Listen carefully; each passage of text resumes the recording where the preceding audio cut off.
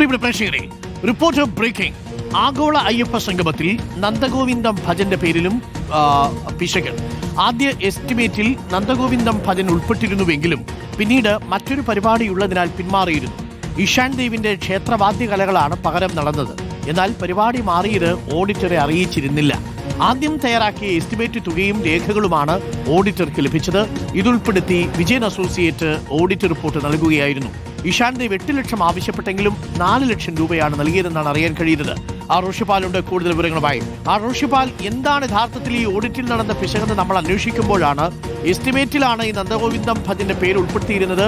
പരിപാടി നടത്തിയതിനു ശേഷം സമർപ്പിച്ചിരുന്ന ബില്ലിൽ നന്ദഗോവിന്ദം ഭജന്റെ പേര് ഉൾപ്പെട്ടിരുന്നില്ല. കാരണം അവിടെ പരിപാടി അവതരിപ്പിക്കാൻ നന്ദഗോവിന്ദം ഭജൻ ഉണ്ടായിരുന്നില്ലല്ലോ. പകരം അത് ഇഷാൻ ദേവും സംഘവുമാണ് പരിപാടി അവതരിപ്പിച്ചത്. ഇഷാൻ ദേവിന് കൊടുത്തതാവട്ടെ 4 ലക്ഷം രൂപയാണെന്ന് ദേവസ്വം കമ്മീഷണറുടെ റിപ്പോർട്ടിൽ പറയുകയും ചെയ്യുന്നുണ്ട്. ഈ പിശക് സംഭവിച്ചത് ആ അർത്ഥത്തിൽ എവിടെയാണ് റോഷി?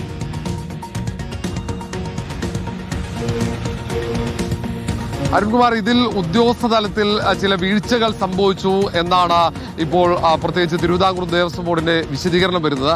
കാരണം എസ്റ്റിമേറ്റ് ആണ്, ആദ്യഘട്ടത്തിൽ എസ്റ്റിമേറ്റ് ആയിരുന്നു ഉണ്ടായിരുന്നത്. ആ എസ്റ്റിമേറ്റ് തിരക്കിട്ട് ഇത് സംബന്ധിച്ച് ഓഡിറ്റ് പൂർത്തിയാക്കാൻ വേണ്ടി എസ്റ്റിമേറ്റുകളാണ് ഈ ഓഡിറ്റ് സ്ഥാപനത്തിന് കൈമാറിയത്.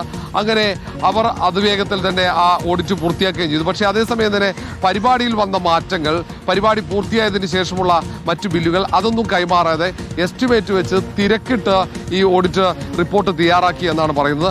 അത് സംബന്ധിച്ച് ഉദ്യോഗസ്ഥന്മാർക്ക് വലിയ വീഴ്ച സംഭവിച്ചു എന്ന വിശദീകരണം കൂടി നൽകുന്നുണ്ട്. ഏതായാലും 17-ന് ഇത് സംബന്ധിച്ച വിശദമായൊരു പരിശോധനയ്ക്ക് നിലവിൽ ദേവസ്വം ബോർഡ് അധ്യക്ഷൻ തന്നെ തീരുമാനിച്ചിരിക്കുന്നു. അന്ന് കരാറെടുത്ത സ്ഥാപനത്തെയും ഒപ്പം തന്നെ ഈ ഓഡിറ്റ് നടത്തിയ സ്ഥാപനത്തെയും ഒക്കെ അവരുടെയൊക്കെ പ്രതിനിധികളെ വിളിച്ചു വരുത്തുന്നുണ്ട്. ആ രേഖകളടക്കം പരിശോധിക്കുന്നുണ്ട്. എന്നിട്ടാണ് അക്കാര്യത്തിൽ ഒരു തീരുമാനമെടുക്കുകയുള്ളൂ. അതുവരെ അത് സംബന്ധിച്ച് കൂടുതൽ പ്രതികരണത്തിന് ഇവരാരും തയ്യാറായിട്ടില്ല. മുൻ അധ്യക്ഷനായ PS പ്രശാന്ത് പോലും അക്കാര്യത്തിൽ കൂടുതൽ പ്രതികരണത്തിന് തയ്യാറാകുന്നില്ല. വീഴ്ച സംഭവിച്ചിട്ടില്ല എന്നതിനപ്പുറത്തേക്ക് കൂടുതൽ പ്രതികരണമില്ല.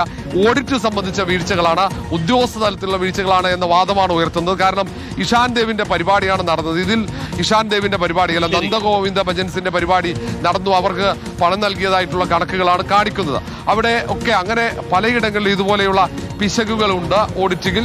അതിന്റെ കാരണം അത് ഓഡിറ്റ് നടത്തിയ സ്ഥാപനത്തിന്റെ പിഴവല്ല, പക്ഷേ ആ ഉദ്യോഗസ്ഥന്മാർ അത് സംബന്ധിച്ച മാറ്റം വന്നപ്പോൾ ഈ പരിപാടിയിൽ വന്ന മാറ്റങ്ങൾ കൃത്യമായി അറിയിച്ചില്ല എന്നാണ് മനസ്സിലാക്കാൻ കഴിയുന്നത്. താങ്ക് യു റോഷിയാണ് വിവരങ്ങൾ നൽകിയത്.